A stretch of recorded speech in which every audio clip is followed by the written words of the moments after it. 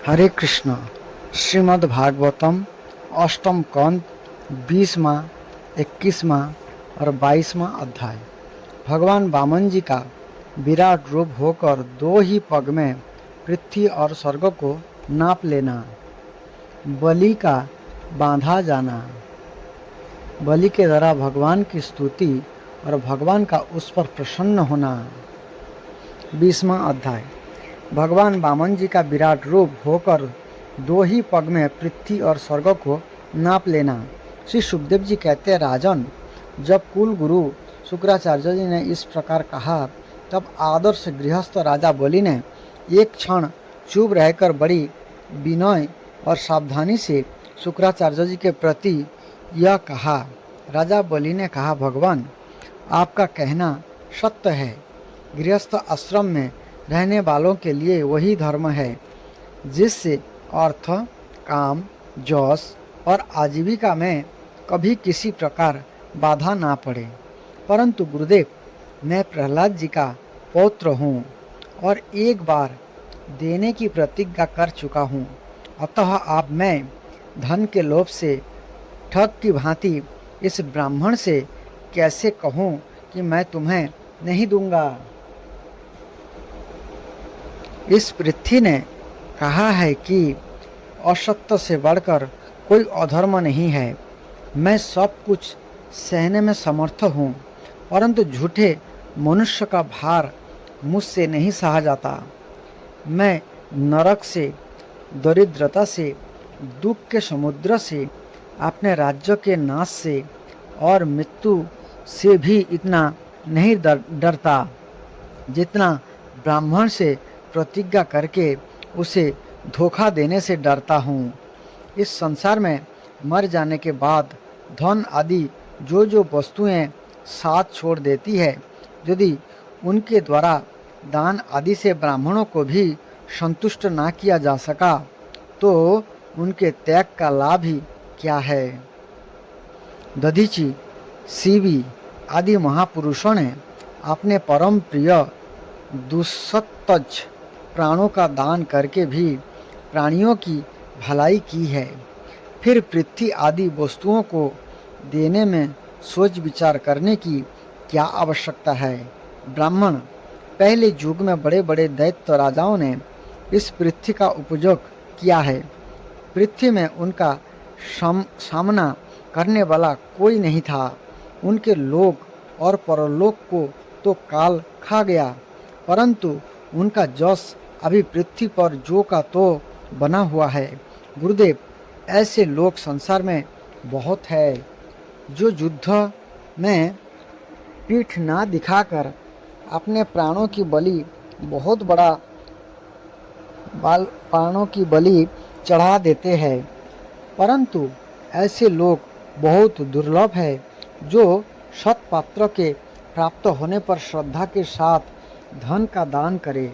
गुरुदेव, यदि उदार और करुणाशील पुरुष अपात्र जाचक की कामना पूर्ण करके दुर्गति भोगता है तो वह दुर्गति भी उसके लिए शोभा की बात होती है।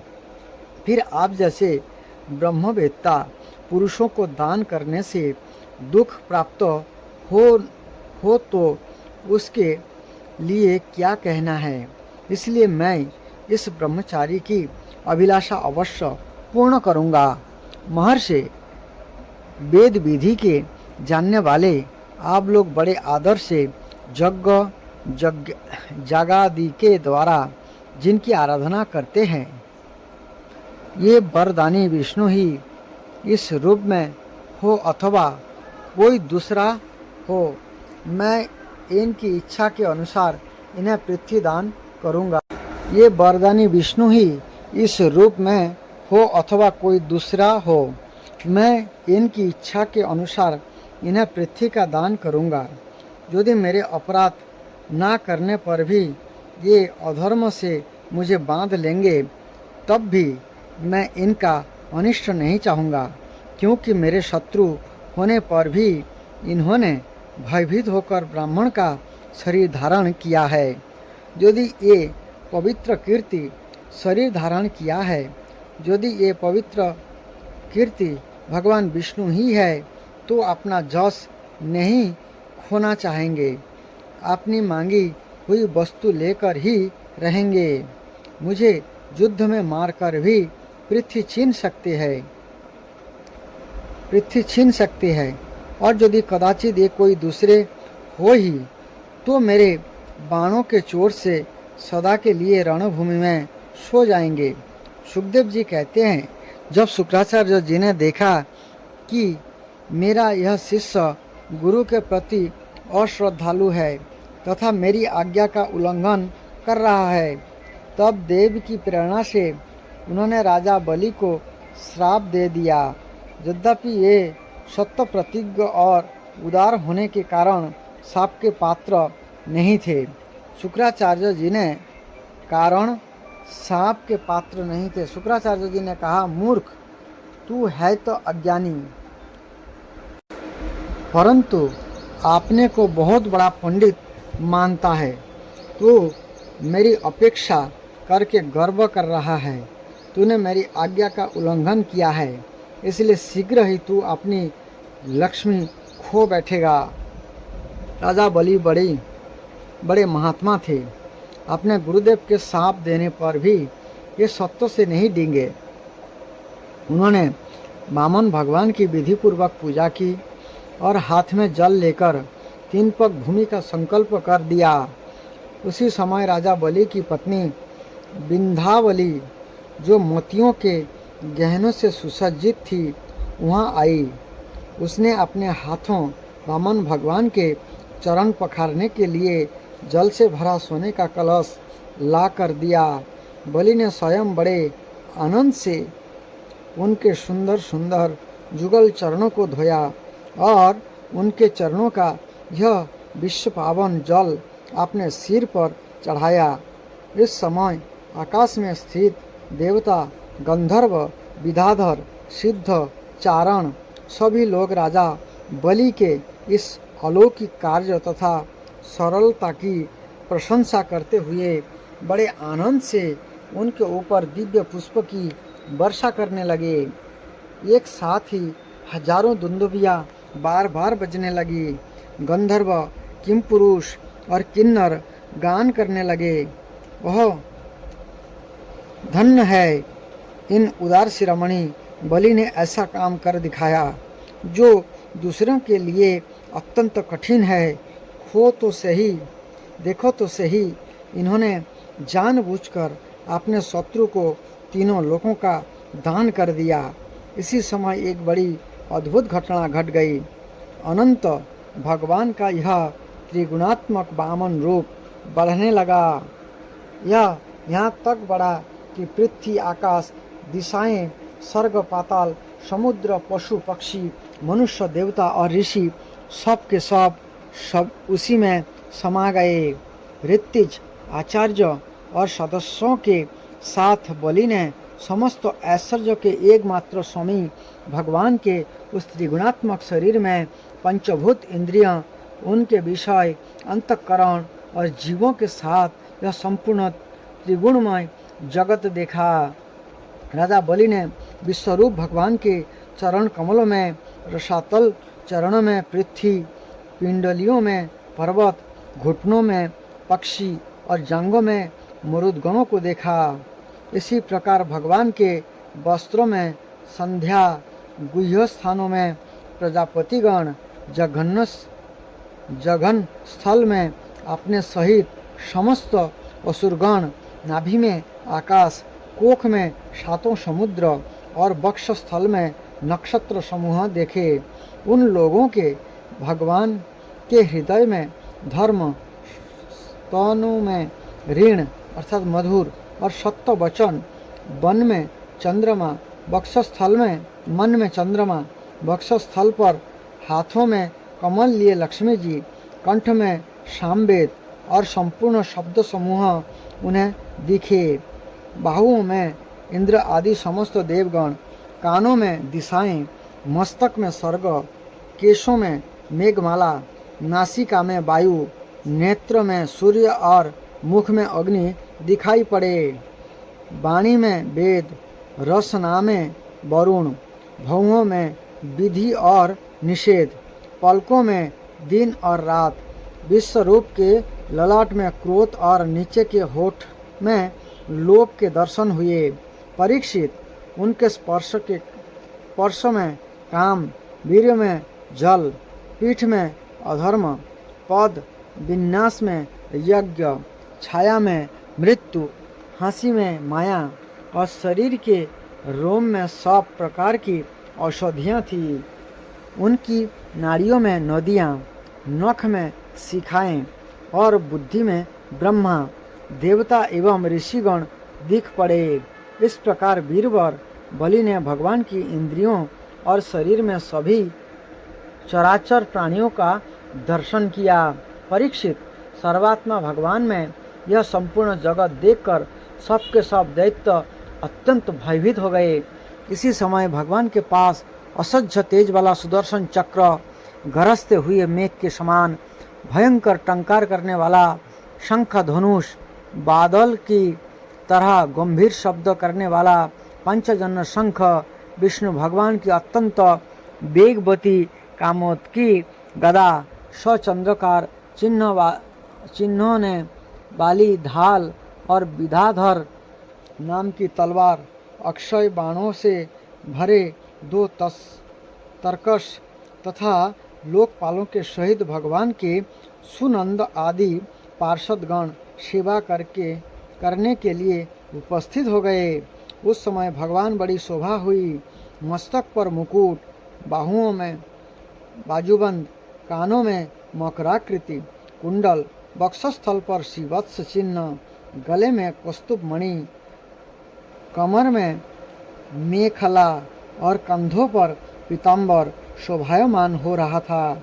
ये 5 प्रकार के पुण्यों की बनी वनमाला धारण किए हुए थे, जिस पर मधुलोभी भौरे गुंजार कर रहे थे। उन्होंने अपने एक पग से बलि की सारी पृथ्वी नाप ली। शरीर से आकाश और भुजाओं से दिशाएं घेर ली। दूसरे पग से उन्होंने स्वर्गों को भी नाप लिया। तीसरा पैर रखने के लिए बलि की तनिक सी भी कोई वस्तु ना बची। भगवान का यह दूसरा पग ही ऊपर की ओर जाता हुआ मर्तलोक, महरलोक, जनलोक और तपोलोक से भी ऊपर सत्यलोक में पहुंच गया। 21वां अध्याय, बलि का बांधा जाना। श्री सुखदेव जी कहते, परीक्षित, भगवान का चरण कमल सत्यलोक में पहुंच गया। उसके नख चंद्र की छटा से सत्यलोक की आभा फीकी पड़ गई। स्वयं ब्रह्मा भी उसके प्रकाश में डूब से गए।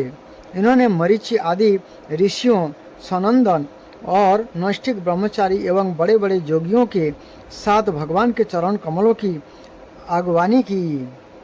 वेद, उपवेद, नियम, जम, तर्क, इतिहास, वेदांग और पुराण संहिताएं जो ब्रह्मलोक में मूर्तिमान होकर निवास करते हैं तथा जिन लोगों ने जोग रूप वायु से ज्ञानाग्नि को प्रज्वलित करके कर्म कमल को भस्म कर डाला है, ये महात्मा सब ने भगवान चरणों की वंदना की।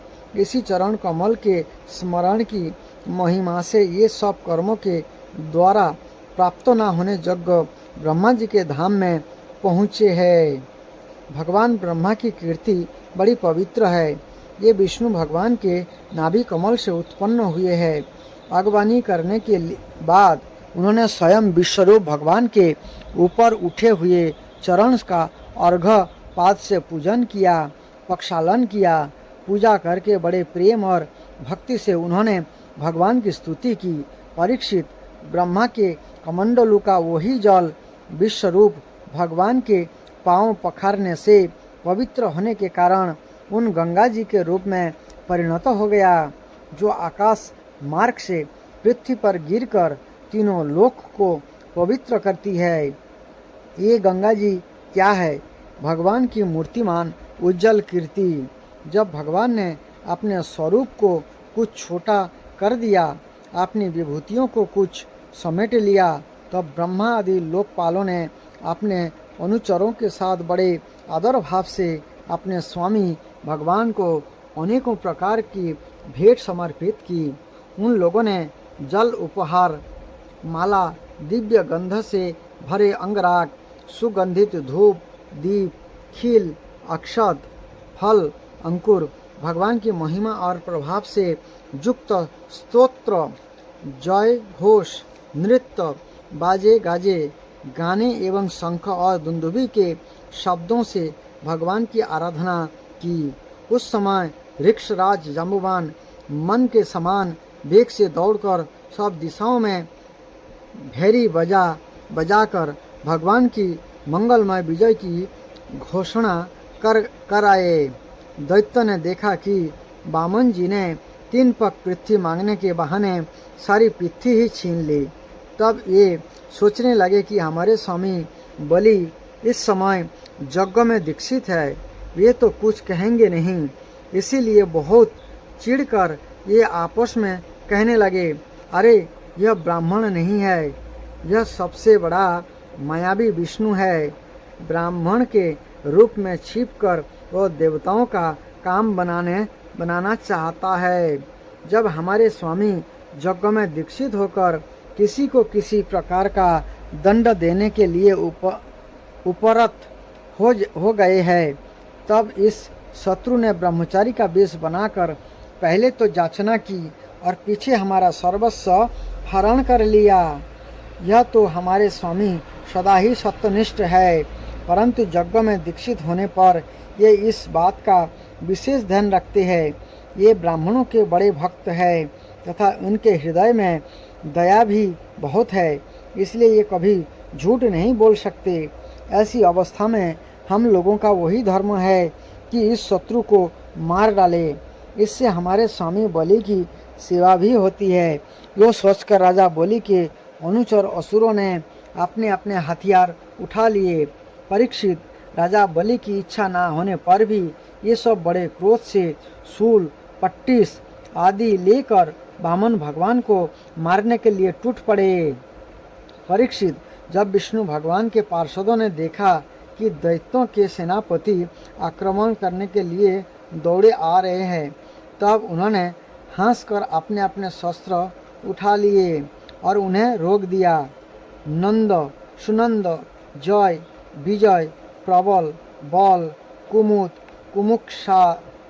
कुमुदाक्ष, विश्वक्सेन, गरुड़, जयंत, श्रुतदेव, पुष्पदंत और सात्तत, ये सभी भगवान के पार्षद 10-10 हजार हाथियों का बल रखते हैं। ये असुरों की सेना का संहार करने लगे। जब राजा बलि ने देखा कि भगवान के पार्षद मेरे सैनिकों को मार रहे हैं और ये भी क्रोध में भरकर उनसे लड़ने के लिए तैयार हो रहे हैं, तो उन्होंने शुक्राचार्य जी के सांप का स्मरण करके उन्हें युद्ध करने से रोक दिया। उन्होंने विप्र, चित्ती, राहु, नेमि आदि दैत्य को संबोधित करके कहा, भाइयों मेरी बात सुनो, लड़ो मत, वापस लौट आओ। यह समय हमारे कार्यों के अनुकूल नहीं है। दैत्यों, जो काल समस्त प्राणियों को सुख और दुख देने की सामर्थ्य रखता है, उसे यदि कोई पुरुष चाहे कि मैं अपने प्रयत्न से दबा दूं, तो यह उसकी शक्ति से बाहर है। जो पहले हमारी उन्नति और देवताओं की अवनति के कारण हुए थे, वही काल भगवान आप उनकी उन्नति और हमारी अवनति के कारण हो रहे हैं। बल, मंत्री, बुद्धि, दुर्ग, मंत्र, औषधि और शाम आदि उपाय, इनमें से किसी भी साधनों के द्वारा अथवा सबके द्वारा मनुष्य काल पर विजय नहीं प्राप्त कर सकता। जब देव तुम लोगों के अनुकूल था, तब तुम लोगों ने भगवान के इन पार्षदों को कई बार जीत लिया था, पर देखो आज वे ही युद्ध में हम पर विजय प्राप्त करके सिंहनाद कर रहे हैं। यदि देव हमारे अनुकूल हो जाएगा तो हम भी इन्हें जीत लेंगे। इसलिए इस समय की प्रतीक्षा करो जो हमारी कार्य सिद्धि के लिए अनुकूल हो। श्री सुखदेव जी कहते हैं, परीक्षित, अपने स्वामी बलि की बात सुनकर भगवान के पार्षदों से हारे हुए दानव और दैत्य सेनापति रसातल में चले गए। उनके जाने के बाद भगवान के हृदय की बात जानकर पक्षीराज गरुड़ ने वरुण के पास से बलि को बांध दिया। उस दिन उनके अश्वमेध यज्ञ में सोमपान होने वाला था। जब सर्वशक्तिमान भगवान विष्णु ने बलि को इस प्रकार बांधवा दिया, तब पृथ्वी, आकाश और समस्त दिशाओं में लोग हाय हाय करने लगे।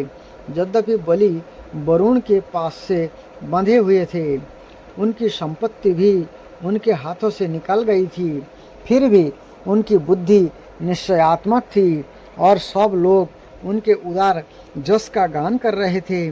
परीक्षित, उस समय भगवान ने बलि से कहा, असुर, तुमने मुझे पृथ्वी के 3 पग दिए थे, 2 पग में तो मैंने सारी त्रिलोक की नाप ली, आप 3रा पग पूरा करो। यहाँ तक सूर्य की गर्मी पहुँचती है, वहाँ तक नक्षत्र और चंद्रमा की किरणों पहुँचती है, और जहाँ तक बादल जाकर बरसते हैं, वहाँ तक की सारी पृथ्वी तुम्हारे अधिकार में थी। तुम्हारे देखते ही देखते मैंने अपने एक पैर से भूलोक, शरीर से आकाश और दिशाएं एवं दूसरे पैर से स्वर्गलोक नाप लिया है। इस प्रकार तुम्हारा सब कुछ मेरा हो चुका है। फिर भी तुमने जो प्रतिज्ञा की थी उसे पूरा ना कर सकने के कारण अब तुम्हें नरक में रहना पड़ेगा। तुम्हारे गुरु की तो इस विषय में सम्मति है ही। अब जाओ, तुम नरक में प्रवेश करो। जो जाचक को देने की प्रतिज्ञा करके मुकर जाता है और इस प्रकार उसे धोखा देता है, उसके सारे मनोरथ व्यर्थ होते हैं। स्वर्ग की बात तो दूर रही, उसे नरक में गिरना पड़ता है। तुम्हें इस बात का बड़ा घमंड था कि मैं बड़ा धनी हूँ, तुमने मुझसे दूंगा ऐसी प्रतिज्ञा करके फिर धोखा दे दिया। अब तुम कुछ वर्षों तक इस झूठ का फल नरक भोगो। 22वां अध्याय, बलि के द्वारा भगवान की स्तुति और भगवान का उस पर प्रसन्न होना। श्री सुखदेव जी कहते हैं, परीक्षित, इस प्रकार भगवान ने असुर राज बलि का बड़ा तिरस्कार किया और उन्हें धैर्य से विचलित करना चाहा, परंतु ये तनिक भी विचलित ना हुए, बड़े धैर्य से बोले। दैत्यराज बलि ने कहा, देवताओं के आराध्य देव, आपकी कीर्ति बड़ी पवित्र है। क्या आप मेरी बात को असत्य समझते हैं? ऐसा नहीं है, मैं इसे सत्य कर दिखाता हूँ। आप धोखे में नहीं पड़ेंगे। आप कृपा करके अपना 3रा पग मेरे सिर पर रख दीजिए। मुझे नरक में जाने का अथवा राज्य से च्युत होने का भय नहीं है। मैं पास में बांधने अथवा अपार दुख में पड़ने से भी नहीं डरता। मेरे पास टूटी फूटी कड़ी भी ना रहे अथवा आप मुझे घोर दंड दे, यह भी मेरे भय का कारण नहीं है। मैं डरता हूँ तो केवल अपनी अपकीर्ति से। आपने पूजनीय गुरुजनों के द्वारा दिया हुआ दंड तो जीवन मात्र के लिए अत्यंत वांछनीय है, क्योंकि वैसा दंड माता पिता, भाई और सुहृद भी मोहबस नहीं दे पाते। आप छिपे रूप से अवश्य ही हम असुर को श्रेष्ठ शिक्षा दिया करते हैं, अतः आप हमारे परम गुरु हैं। जब हम लोग धन, कुलीनता, बल आदि के मत से अंधे हो जाते हैं, तब आप उन वस्तुओं को हमसे छीन कर हमें नेत्रदान करते हैं। आपसे हम लोगों का जो उपकार होता है उसे मैं क्या बताऊं।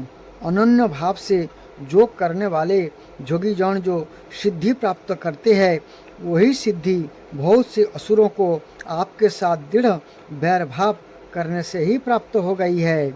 जिनकी ऐसी महिमा, ऐसी अनंत लीलाएं हैं, वही आप मुझे दंड दे रहे हैं और वरुण पास से बांध रहे हैं। इसकी ना तो मुझे कोई लज्जा है और ना किसी प्रकार की व्यथा ही। प्रभु, मेरे पितामह प्रहलाद जी की कीर्ति सारे जगत में प्रसिद्ध है। ये आपके भक्तों में श्रेष्ठ माने गए हैं। उनके पिता हिरण्यकशिपु ने आपसे बैर विरोध रखने के कारण उन्हें अनेकों प्रकार के दुख दिए, परंतु वे आपके ही परायण रहे। उन्होंने अपना जीवन आप पर ही न्यौछावर कर दिया। उन्होंने वह निश्चय कर लिया कि शरीर को लेकर क्या करना है, जब यह एक ना एक दिन साथ छोड़ ही देता है। जो धन संपत्ति लेने के लिए स्वजन बने हुए हैं, उन डाकुओं से अपना स्वार्थ ही क्या है, पत्नी से भी क्या लाभ है, जब वह जन्म मृत्यु रूप संसार के चक्र में डालने वाली ही है। जब मर ही जाना है, तब घर से मोह करने में भी क्या सार्थ है। इन सब वस्तुओं में उलझ जाना तो केवल अपनी आयु खो देना है। ऐसा निश्चय करके मेरे पितामह प्रहलाद जी ने वह जानते हुए भी कि आप लौकिक दृष्टि से उनके भाई बंधुओं के नाश करने वाले शत्रु है, फिर आपके ही भय रहित एवं अविनाशी चरण कमलों की शरण ग्रहण की थी। क्यों ना हो, ये संसार से परम विरक्ति, अगाध बोध संपन्न, उदार हृदय एवं संत शिरोमणि जो है, आप उस दृष्टि से मेरे भी शत्रु है। फिर भी विधाता ने मुझे बलात् ऐश्वर्य लक्ष्मी से अलग करके आपके पास पहुंचा दिया है। अच्छा ही हुआ, क्योंकि ऐश्वर्य लक्ष्मी के कारण जीव की बुद्धि जड़ हो जाती है और वह यह नहीं समझ पाता कि मेरा यह जीवन मृत्यु के पंजे में पड़ा हुआ और अनित्य है। श्री सुखदेव जी कहते हैं, परीक्षित, राजा बलि इस प्रकार कह ही रहे थे कि उदय होते हुए चंद्रमा के समान भगवान प्रेम पात्र प्रहलाद जी वहां आ पहुँचे। राजा बलि ने देखा कि मेरे पितामह बड़े श्री संपन्न है, कमल के समान कोमल नेत्र है, लंबी लंबी भुजाएं हैं, सुंदर ऊंचे और श्यामल शरीर पर पीताम्बर धारण किए हुए हैं। बलि इस समय वरुण पास में बंधे हुए थे, इसलिए प्रहलाद जी के आने पर वैसे पहले ये उनकी पूजा किया करते थे और उस पर ना कर सके। उनके नेत्र आंसुओं से चंचल हो उठे, लज्जा के मारे मुंह नीचा हो गया। उन्होंने केवल सिर झुकाकर उन्हें नमस्कार किया। प्रहलाद जी ने देखा कि भक्त वत्सल भगवान वहीं विराजमान है और सुनंद, नंद आदि पार्षद उनकी सेवा कर रहे हैं। प्रेम के उद्रेक से प्रहलाद जी का शरीर पुलकित हो गया, उनकी आंखों में आंसू छलक आए। ये आनंदपूर्ण हृदय से सिर झुकाए अपने स्वामी के पास गए और पृथ्वी पर सिर रखकर उन्हें साष्टांग प्रणाम किया। प्रहलाद जी ने कहा, प्रभु, आपने ही बलि को यह ऐश्वर्यपूर्ण इंद्र पद दिया था, अब आज आपने ही उसे छीन लिया। आपका देना जैसा सुंदर है, ऐसा ही सुंदर लेना भी। मैं समझता हूँ कि आपने इस पर बड़ी भारी कृपा की है, जो आत्मा को मोहित करने वाली राज्य लक्ष्मी से इसे अलग कर दिया। प्रभु, लक्ष्मी के मत से तो विद्वान पुरुष भी मोहित हो जाते हैं, इसके रहते भला आपने वास्तविक स्वरूप को ठीक ठीक कौन जान सकता है। अतः इस लक्ष्मी को छीनकर महान उपकार करने वाले समस्त जगत के महान ईश्वर सबके हृदय में विराजमान और सबके परम साक्षी श्री नारायण देव को मैं नमस्कार करता हूँ। श्री सुखदेव जी कहते हैं, परीक्षित, प्रहलाद जी अंजलि बांधकर खड़े थे। उनके सामने ही भगवान ब्रह्मा जी ने वामन भगवान से कुछ कहना चाहा, परंतु इतने में ही राजा बोली की परम साध्वी पत्नी विंध्यावली ने अपने पति को बांधा देखकर भयभीत हो भगवान के चरणों में प्रणाम किया और हाथ जोड़ मुंह नीचा करके वह भगवान से बोली। विंध्यावली ने कहा, प्रभु, आपने अपनी कीड़ा के लिए ही इस संपूर्ण जगत की रचना की है। जो लोग कुबुद्धि है वे ही अपने को इसका स्वामी मानते हैं। जब आप ही इसके कर्ता, भर्ता और संहर्ता है, तब आपकी माया से मोहित होकर आपने को झूठ मूठ कर्ता मानने वाले निर्लज्ज आपको समर्पण क्या करेंगे। ब्रह्मा जी ने कहा, समस्त प्राणियों के जीवन दाता, उनके स्वामी और जगत स्वरूप देवाधिदेव प्रभु, आप इसे छोड़ दीजिए। आपने इसका सर्वस्व ले लिया है, अतः आप यह दंड का पात्र नहीं है।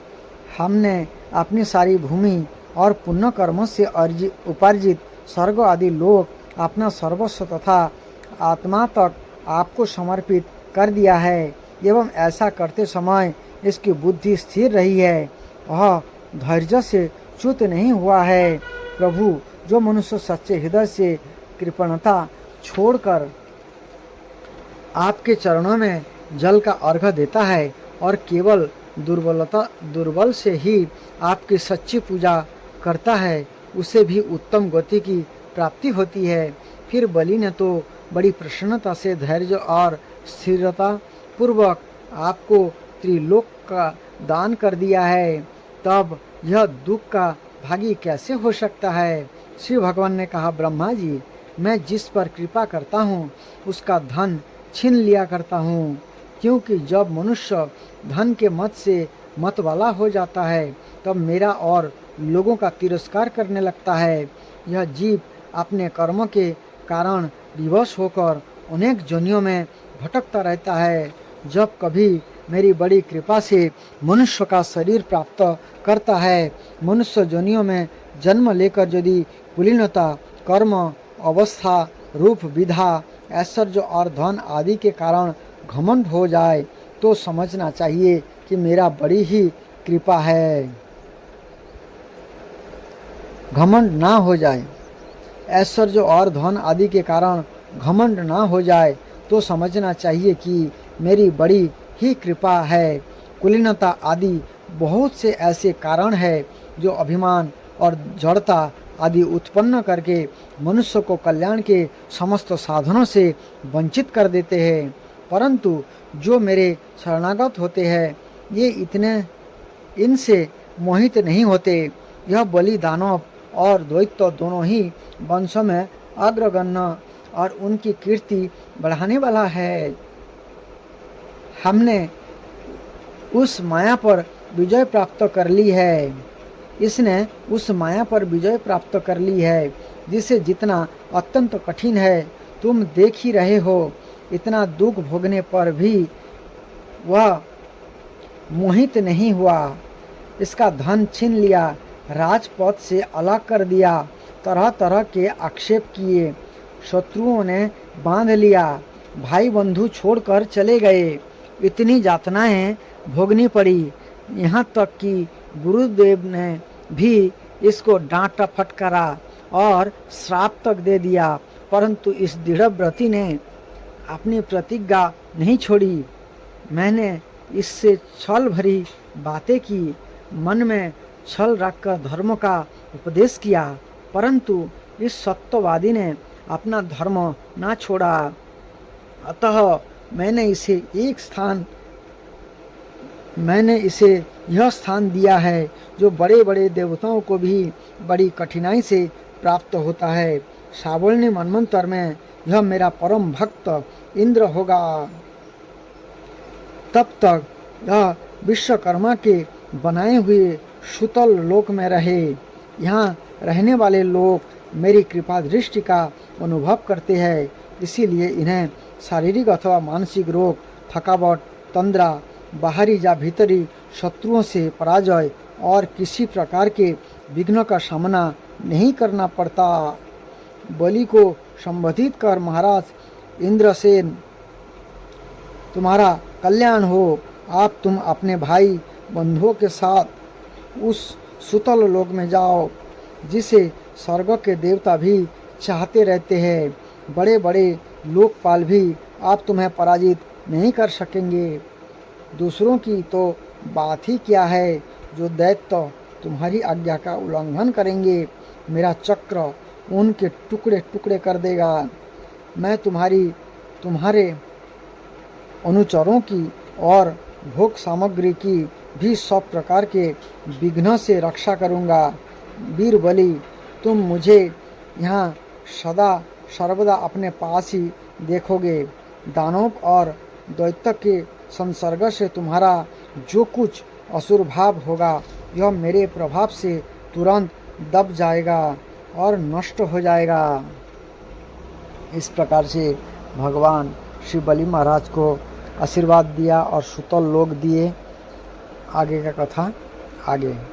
हरे कृष्णा कृष्ण कृष्ण हरे हरे, हरे राम राम राम हरे हरे।